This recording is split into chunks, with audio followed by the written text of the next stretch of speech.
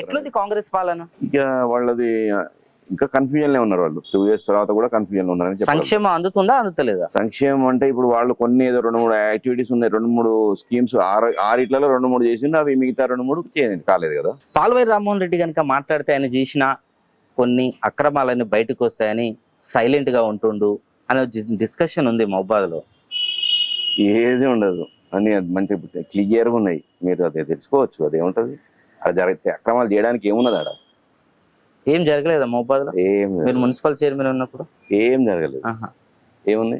వాళ్ళు ఎందుకు సైలెంట్ గా అందరూ జనరల్ అవుతుంది మహబాద్ అని కొంచెం యాక్టివ్ గా వాళ్ళ టీం ని తయారు చేసుకుంటారు. అదే విధంగా కొంత కార్యక్రమాలు, సొంత కార్యక్రమాలు చేసే పనిలో ఉంటే ఒక డాక్టర్ గా, ఎవరు మున్సిపల్ మాజీ చైర్మన్ గా మీరేంది బ్యాక్ అయిపోయారు మొత్తం రాజకీయం? ఇప్పుడు ఇక్కడ ప్రోటోకాల్ అనేది ఒకటి బాగా ప్రాబ్లం ఉంటది. మేము ఎటు వెళ్ళినా పోరాటం చేయడానికి ప్రోటోకాల్ అవసరం లేదు. పోరాటం చేయడానికి గ్యాప్ ఇద్దామని అనుకున్నాం కదా మేము. ఇప్పుడు నిన్నమ్మన్నటి వరకు మేమే మీ చైర్మన్. పార్టీ అధిష్టానం ప్రతి విషయాన్ని ప్రశ్నించండి, ప్రతి విషయాన్ని ప్రజలకు తీసుకెళ్లాలంటోంది. మీరెందుకు సైలెంట్ అయిపోయారు? అంటే ఇక్కడ జరుగుతున్న గ్రూప్ వార్ లో నిలబడలేకపోతున్నా? దాన్ని కూడా కాదు, కొంచెం కన్వీనియంట్ గా ఉన్నప్పుడు మేము పార్టీ యాక్టివిటీ కూడా అంతే ఉంది. నన్ను ఒక్కడిని మీరు అన్నద్దు.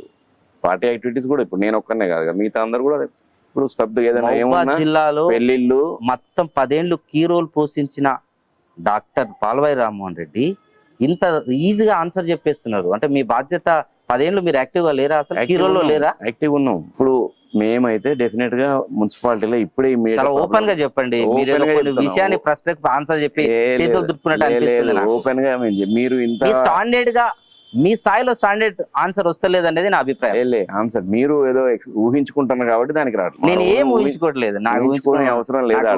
నేను ఒక గెస్ట్ నా ముందు కూర్చోబెడితే ఆ గెస్ట్ పైన స్టడీ చేసి గవర్నమెంట్ వాళ్ళకు టైం ఇచ్చినాకనే మాట్లాడాలి, న్యాయం అది. అంటే ప్రజల ఇష్యూస్ ఉన్నాయి కదా, ఇక మున్సిపాలిటీకి పరిమితం కాదు కదా. మీరు ప్రజా ఇష్యూస్ లో పోతున్నారు, రాష్ట్రం అంతా తిరిగిరు, రాష్ట్రం కాకుండా మిగతా అన్ని స్పందిస్తున్నాం.